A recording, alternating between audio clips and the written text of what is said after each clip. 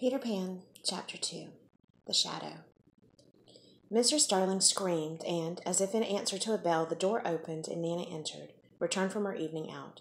She growled and sprang at the boy, who leaped lightly through the window. Again Mr. Starling screamed, this time in distress for him, for she thought he was killed, and she ran down into the street to look for his little body, but it was not there, and she looked up, and in the black night she could see nothing but what she thought was a shooting star. She returned to the nursery and found Nana with something in her mouth, which proved to be the boy's shadow. As he leapt at the window, Nana had closed it quickly, too late to catch him, but his shadow had not had time to get out. Slam went the window and snapped it off. You may be sure Mr. Starling examined the shadow carefully, but it was quite the ordinary kind. Nana had no doubt of what was the best thing to do with this shadow.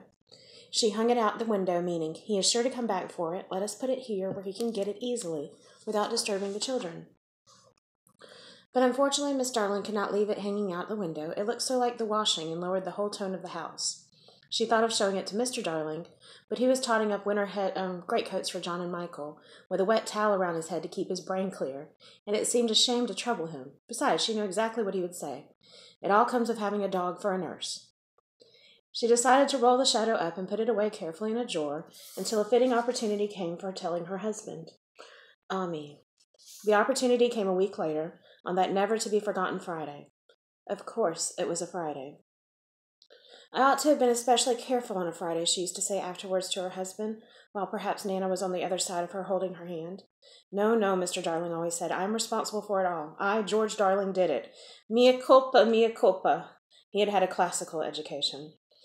They sat thus night after night, recalling that fatal Friday, till every detail of it was stamped on their brains and came through on the other side like the faces of a bad coinage. If only I had not accepted that invitation to dine at 27, Mr. Starling said. If only I had not poured my medicine into Nana's bowl, said Mr. Darling. If only I had pretended to like the medicine, was what Nana's wet eyes said. My liking for parties, George. My fatal gift of humor, dearest. My touchiness about trifles, dear master and mistress. Then one or more of them would break down altogether, Nana at the thought, it's true. They ought not to have had a dog for a nurse. Many a time it was Mr. Darling who put the handkerchief to Nana's eyes. That fiend, Mr. Darling would cry, and Nana's bark was the echo of it, but Mr. Darling never upbraided Peter. There was something in the right-hand corner of her mouth that wanted her to not call Peter names. They would sit there in the empty nursery, recalling fondly every smallest detail of that dreadful evening. It had begun so uneventfully, so precisely like 100 other evenings, with Nana putting on the water for Michael's bath and carrying him to it on her back. I won't go to bed, he had shouted, like one who still believed that he had the last word on the subject. I won't, Nana. It isn't 6 o'clock yet. Oh, dear, I shan't love you any more, Nana. I tell you I won't be bathed. I won't. Then Mrs. Darling had come in, wearing her white evening gown. She had dressed early because Wendy so loved to see her in the evening gown, with the necklace George had given her. She was wearing Wendy's bracelet on her arm. She had asked for the loan of it. Wendy so loved to lend her bracelet to her mother. She had found her 2 older children playing at being herself and father on the occasion of Wendy's birth, and John saying, I am happy to inform you, Mrs. Darling, that you are now a mother, in just such a tone as Mr. Darling himself may have used on the real occasion. Wendy had danced with joy just as the real Mrs. Darling must have done. Then John was born, with the extra pomp that he conceived due to the birth of a male, and Michael came from his bath to ask to be born also, but John said brutally that they didn't want any more. Michael had nearly cried, Nobody wants me, he said, and of course the lady in evening dress couldn't stand that. I do, she said. I so want a 3rd child. Boy or girl, asked Michael, not too hopefully. A boy. Then he had leaped into her arms, such a little thing for Mr. and Mrs. Darling and Nana to recall now, but not so little if that was to be Michael's last night in the nursery. They go on with their recollections. It was then that I rushed in like a tornado, wasn't it, Mr. Darling would say, scorning himself, and indeed he had been like a tornado. Perhaps there was some excuse for him. He, too, had been dressing for the party, and all had gone well with him until he came to his tie. It's an astounding thing to have to tell, but this man, though he knew about stocks and shares, had no real mastery of his tie. Sometimes the thing yielded to him without a contest, but there were occasions when it would have been better for the house if he had swallowed his pride and used a made-up tie. This was such an occasion. He came rushing into the nursery with a crumpled little brute of a tie in his hand. Why, what is the matter, father dear? Matter, he yelled. He really yelled. This tie it will not tie. He became dangerously sarcastic. Not around my neck, round the bedpost. Oh, yes, 20 times have I made it up around the bedpost. But around my neck?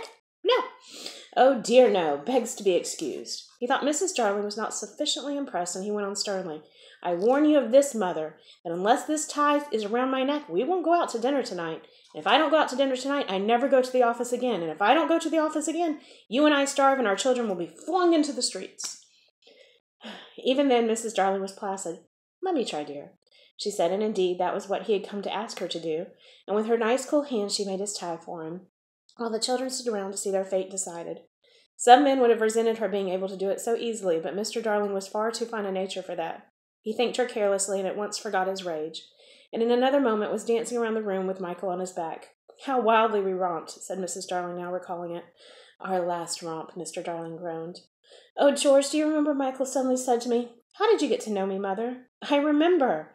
They were rather sweet, don't you think, George? And they were ours, and now they're gone. The romp had ended with the appearance of Nana, and most unluckily Mr. Darling collided against her, covering his trousers with hairs. They were not only new trousers, but they were the first he had ever had with braid on them, and he had to bite his lip to prevent the tears coming. Of course, Mrs. Darling brushed him, and he began to talk again about it being a mistake to have a dog for a nurse. George, Nana's a treasure. No doubt, but I have an uneasy feeling at times that she looks upon the children as puppies. Oh, dear, no, dear one. I feel sure she knows they have souls. Dogs have souls. I wonder, Mr. Darling said thoughtfully, I wonder. It was an opportunity his wife felt for telling him about the boy. At first he pooh-poohed the story, but he became thoughtful when she showed him the shadow. It's nobody I know, he said, examining it carefully, but he does look a scoundrel. We were still discussing it, you remember, said Mr. Darling, when Nana came in with Michael's medicine. You will never carry the bottle in your mouth again, Nana, and it is all my fault. Strong man though he was, there is no doubt that he had behaved rather foolishly over the medicine. If he had a weakness, it was for thinking that all his life he had taken medicine boldly, and so now, when Michael dodged the spoon in Nana's mouth, he said reprovingly, Be a man, Michael. Won't, Michael cried naughtily. Mr. Darling left the room to get a chocolate for him, and Mr. Darling thought this showed want of firmness. Mother, don't pamper him, he called after her. Michael, when I was your age, I took medicine without a murmur. I said, Thank you, kind parents, for giving me bottles to make me well. He really thought this was true, and Wendy, who was now in her nightgown, believed it also, and she said, to encourage Michael, That medicine you sometimes take, Father, it's much nastier, isn't it? Ever so much nastier, Mr. Darling said bravely, and I would take it now as an example to you, Michael, if I hadn't lost the bottle. He had not exactly lost it. He climbed in the dead of the night to the top of the wardrobe and hidden it there. What he did not know was that faithful Liza had found it and put it back in the washstand. I know where it is, Father, Wendy cried, always glad to be of service. I'll bring it. And she was off before he could stop her. Immediately his spirits sank in the strangest way. John, he said, shuddering, it's beastly stuff. It's that nasty, sticky, sweet kind. It will soon be over, Father, John said cheerily, and then in rushed Wendy with the medicine in a glass. I've been as quick as I could, she panted. Well, you've been wonderfully quick, her father retorted with a vindictive politeness that was quite thrown away upon her. Michael first, he said doggedly. Father first, said Michael, who was of a suspicious nature. I shall be sick, you know, Mr. Darling said threateningly. Come on, Father, said John. Hold your tongue, John, his father rapped out. Wendy was quite puzzled. I thought you took it quite easily, Father. That's not the point, he retorted. The point is that there is more in my glass than in Michael's spoon. His proud heart was nearly bursting. And it isn't fair. I would say it though it were with my last breath. It isn't fair. Father, I'm waiting, said Michael coldly. It's all very well to say you're waiting, so am I waiting. Father's a cowardly custard. So are you a cowardly custard. I'm not frightened. Neither am I frightened. Well, then take it. Well, then you take it. Wendy had a splendid idea. Why not both take it at the same time? Certainly, said Mr. Darling. Are you ready, Michael? Wendy gave the words, 1, 2, 3, and Michael took his medicine, but Mr. Darling slipped his behind his back. There was a yell of rage from Michael, and, Oh, Father, Wendy exclaimed. What do you mean by, oh, Father, Mr. Darling demanded. Stop that row, Michael. I meant to take mine, but I missed it. It was dreadful the way that all three were looking at him, just as if they did not admire him. Look here, all of you, he said entreatingly, as soon as Nana had gone into the bathroom. I've just thought of a splendid joke. I'll pour my medicine into Nana's bowl, and she'll drinking, thinking it's milk. It was the color of milk, but the children did not have their father's sense of humor, and they looked at him reproachfully as he poured the medicine into Nana's bowl. What fun, he said doubtfully, and they did not dare expose him when Mrs. Darling and Nana returned. Nana, good dog, he said, patting her. I put a little milk in your bowl, Nana. Nana wagged her tail, ran to the medicine, and began lapping it. Then she gave Mr. Darling such a look, not an angry look. She told him the great red tear that makes us so sorry for noble dogs, and crept into her kennel. Mr. Darling was frightfully ashamed of himself, but he would not give in. In a horrid silence, Mrs. Darling smelt the bowl. "Oh, George," she said, "it's your medicine." "It's only a joke," he roared, while she comforted her boys, and Wendy hugged Nana. "Much good," he said bitterly. "My wearing myself to the bone trying to be funny in this house." And still, Wendy hugged Nana. "That's right," he shouted. "Coddle her. Nobody coddles me. Oh, dear, no. I'm only the breadwinner. Why should I be coddled? Why? "George," Mrs. Darling entreated him, "not so loud. The servants will hear you." Somehow they had gotten into the way of calling Liza the servants. "Let them," he answered recklessly. "Bring in the whole world, but I refuse to allow that dog to lord it in my nursery for an hour longer." The children wept, and Nana ran to him beseechingly, but he waved her back. He felt he was a strong man again. In vain, he cried. "The proper place for you is the yard, and there you go to be tied up this instant." "George, George," Mr. Darling whispered, "remember what I told you about that boy." Alas, he would not listen. He was determined to show who was master in that house, and when commands would not draw Nana from the kennel, he lured her out of it with honeyed words, and seizing her roughly, dragged her from the nursery. He was ashamed of himself, and yet he did it. It was all owing to his too affectionate nature, which craved for admiration. When he had tied her up in the backyard, the wretched father went and sat in the passage with his knuckles to his eyes. In the meantime, Mr. Darling had put the children to bed in unwonted silence and lit their nightlights. They could hear Nana barking, and John whimpered.